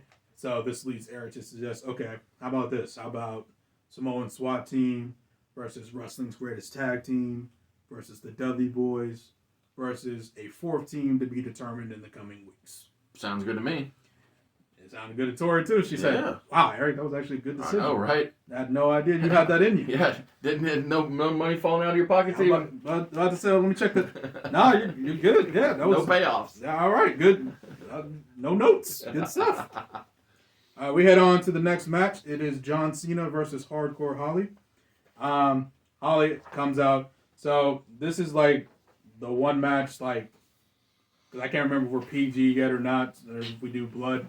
Oh, PG, blood's fine, and Okay. PG doesn't start until after an event that doesn't occur in our universe because he doesn't get brought back after his neck break at the King of the Ring. Right, okay. All right. Yeah, it's all coming back to me now. Sweet. But I mean, we can still be. Well, it's all hard way. That's the only reason I was like, I don't know if blood's fine or not. Yeah. But it's Holly versus Cena, and Holly's mad. So yeah, he busts Cena open, like, I guess, chips a tooth, knocks a tooth out. Sure. Pick your image. Yeah. So Cena's bleeding in the mouth. I don't know if I could find an image of Cena bleeding that isn't just him in a crimson mask. Because the only... that one time he broke his nose. Yeah, him and Seth. Yeah, I was thinking about that time with JBL where he was just like... Ooh, yeah, that's just like, painted in blood. Yeah, I forgot about that. Was that the I Quit match? It was painful. I forget what the gimmick was, but it was painful to look at. I was like... I'm like, Jesus, dude, like, are you going to bleed? Like, because it reminded me of when Eddie split himself open against JBL. Yep. What the hell is up with JBL and people bleeding? Oh my God! But like, there was so much blood. You can go look it up. Google it, YouTube. I'll pop it up. Yeah. But so Cena, after pretty much getting just brutalized by the toughest Hardcore Holly, proves that he's tougher. Hits a drop toe hold, and then debuts his STFU submission hold to submit Hardcore Holly and secure the win. That's cool. So, tough victory for Cena. Debuts a new submission, another wrinkle to his offense. And bleeding on his face. And bleeding, mouthful of blood. Yeah. Checking his hands and mouth for teeth and blood. Love it. That's good stuff. Good stuff. Next match, we have Rob Van Dam versus Randy Orton. Oh, wow. This one's hard to call. Yeah. As it should be, and that's the goal. So, very back and forth, very even contest. Rob inching it out, obviously because of experience, is leading most of the match. Rob heads up top after doing like a jumping sidekick. Hits a rolling thunder. Goes up top to hit the 5-star frog splash. John Cena runs out. Then he hits the jumping sidekick on Cena, who falls down on the side of the ring. Runs to the other turnbuckle, hops up, looking for the 5-star frog splash. Great extension. Orton gets up, hits an RKO. 1, 2, 3. Beautiful. Randy Orton. Out of nowhere. Will be facing Cena in the semifinals. Cool. Next up, Victoria says she still has unfinished business with Molly Holly. And says Kurt and Christian gave her a great idea. Mm-hmm. On what's the best way to humiliate her, what's the best way to humble her, and that's to shave her head on the grandest stage of it all, and challenges her to a hair versus hair match at WrestleMania. Well, I mean, if I was Molly, I'd be heated. You took the title from me. Now you're trying to take my beautiful locks. Well, and no, here's the way I would look at it. You're giving me the opportunity to take your hair from you. Mm-hmm. Yeah, you're gonna. You think you're taking it from me, but I'm taking it from you. Yeah, the tables shall be turned. Well, we will talk about that in the future. Sure. Next up, we have Rico versus Billy Gunn. Much like the Cena Hardcore Holly match, a lot of bad blood here. Mm-hmm. A lot of back and forth.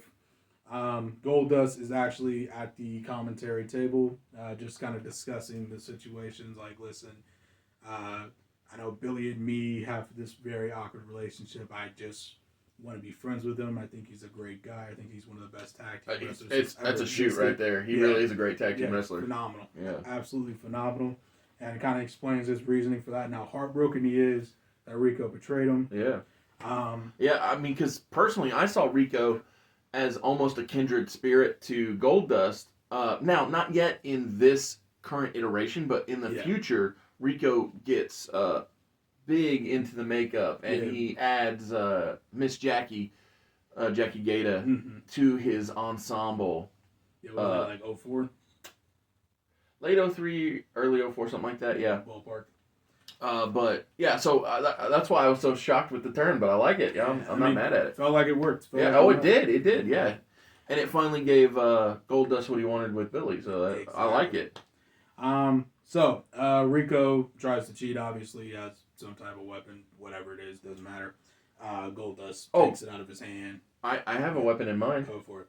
So, you know those pocket fold-out mirrors? Yeah. So I think that if Rico was looking at his appearance and then used it as a weapon, that could, or attempted to use it as a weapon, could work. I like that. That. We'll go with that. So one of those pocket fold-out mirrors. Goldust takes it away from him. Obviously Rico's upset. He's like, "What are you doing? This is my match. Don't interfere." Billy hits the one and only. Rolls, picks him up. Hits the famouser 1, 2, 3. Billy is moving on to the next round. Beautiful. Yeah. Against the winner of our main event of the evening. Wait, who's the third man? So it'll be Billy, and the winner of this match. Okay, so... Oh, or is it the three-way at the end? Yeah, the three-way is the finals. Forget my question. Yeah, so the semifinals currently is Scotty versus Rikishi. Yep. Orton versus Cena. Okay. And Billy versus... the winner of this match. Whoever the winner of this match is. Cool. Exactly. Thank you. So we have Shawn versus Kurt Angle. Yes. With Stacy, obviously, and the rest of Team Angle. Absolutely. And now I get to finally show off the Team Angle image I've been working toward. Not quite yet. Oh, what? Kurt comes out in the headgear and wig combo that he had back in the day. Aww. You're ruining my life, man. Don't worry. You get to do it at the end of the show. Okay. So, Kurt comes out because, he's embarrassed. He has no hair. Sure. So he has the headgear on, wrestles in the headgear. Shawn, of course, being Shawn Michaels, teases him. Of course. Scruffles his hair. Yeah, plays around. Eventually takes the headgear off. Once the headgear goes off, Kurt becomes an animal. Yes. He's furious. The wrestling machine, yes. He takes one look at Christian and says, "This is going to be you." Starts German suplexing Shawn. I love that Christian's been on the commentary all night. Yes. That guy's a great talker. Absolutely. And I just wanted to accentuate that. Obviously, he's the U.S. champion, so he has the right to sit back and watch this tournament. But hitting every suplex in the book, basically. Eventually, this leads a lot of back and forth between the two, leads to a rough bump. Shawn hits the sweet chin music, covers Angle gets the visual 1, 2, 3, but no one there to count the call. Right. Unfortunate indeed. This is when Jericho comes out, hits Shawn with a chair, then DDTs him onto the chair. Kurt Angle then puts the unconscious Shawn Michaels in the ankle lock. Referee obviously comes to, sees Shawn is not conscious, in a submission hold, calls the match, and that is it. We have Kurt Angle versus Billy Gunn in the final semifinals. Beautiful. And we get to show off the world's greatest tag team, Kurt Angle and Stacy Keibler, closing out the show. Team Angle looking wonderful. Exactly. Thank you. Time for the final episode of SmackDown on 2/27/2003. Nice, buddy. We open with the Television Championship White Boy Challenge. Baby. So the funny thing is, the commentators are saying, hey, we got all of the MPAA out here at ringside. And Teddy, he's all shucking and jiving, he's dancing it up, he's holla holla, play. Why is nobody coming out for the challenge? Yeah. Nobody's already in the ring, what's going on? Yeah. And so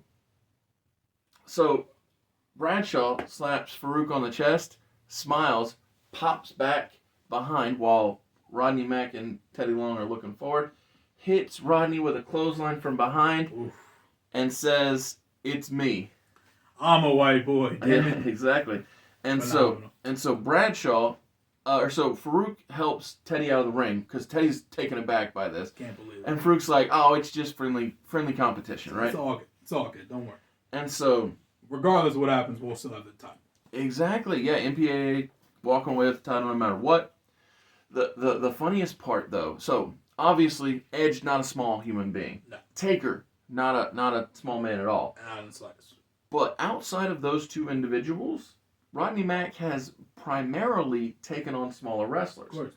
And so here, Rodney Mack is having to fight from underneath because Bradshaw is a big boy. Yeah.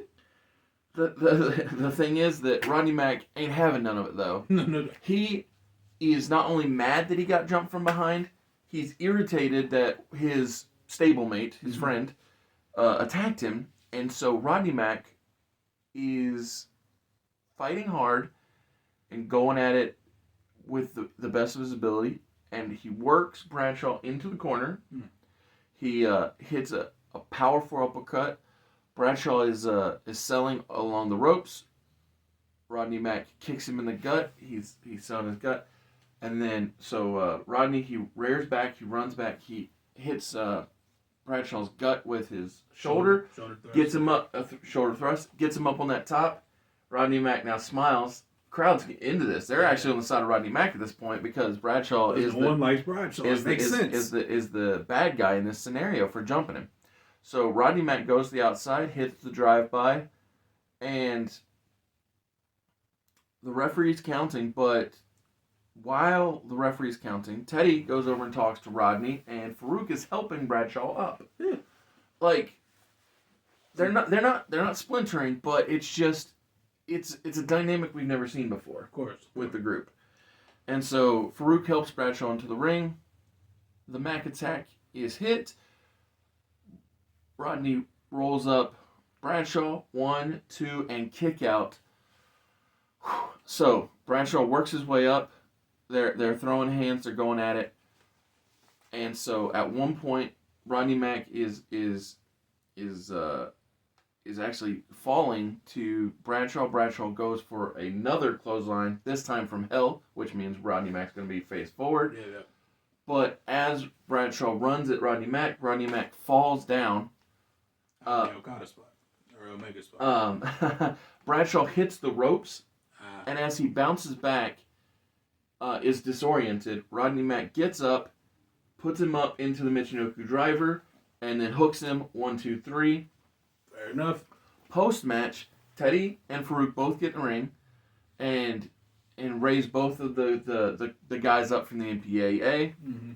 Mack puts out his hand. He's visibly frustrated that Bradshaw did this, but he's also kind of smirking because he knows he won.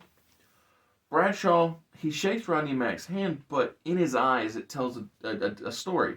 And you can just tell that this isn't over. And, yeah. The seeds have been planted for what is to come next. Absolutely. Good stuff. Thank you. I very much enjoyed that one. So the Iron Addicts hype themselves up with Jamie Noble. They're in the back.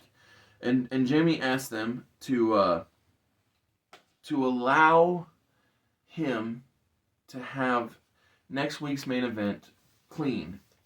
One-on-one, him and Eddie. He wants to prove that, yes, Eddie went 30 minutes, but no matter the length of time, next week in the main event of SmackDown, Jamie Noble wants to be able to prove that he can maintain his Intercontinental Championship against Eddie without their help. Yeah. And so, Magic Mark, Jack Johnny, and Vascular Val, they look at him and they say, we know this new gym of the town we're going to. We're going to hit that place. We're going to pump all the iron. We're going to go hard.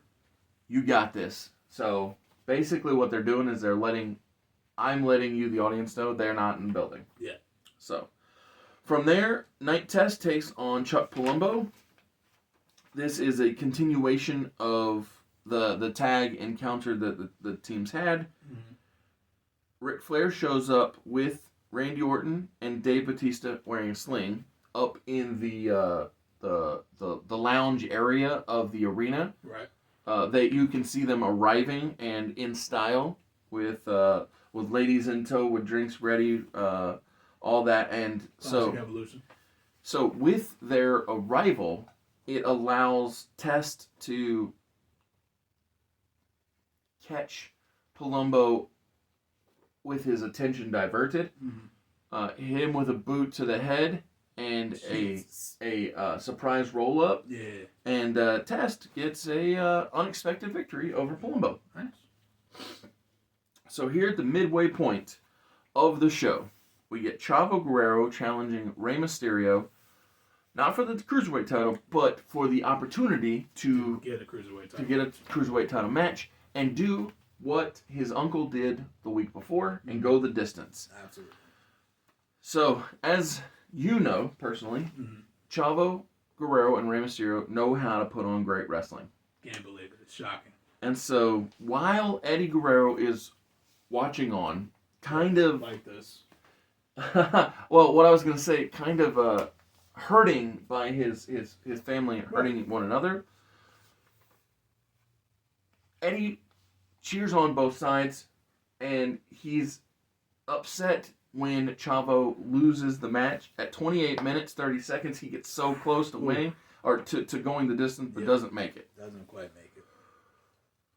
Chavo is very upset by this, but it bees like that sometimes. I say it is what it is. So, up next, Jack Johnny with the Iron Addicts takes on and defeats, shockingly, Scott Steiner of the Best First Generation, because sorry, read that back.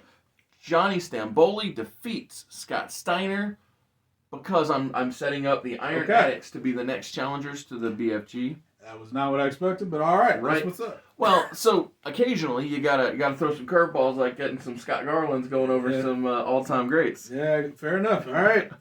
Didn't know we were gonna do it the same week. But, hey, listen, can't argue with the logic. The Undertaker, he defeats Bishop Storm.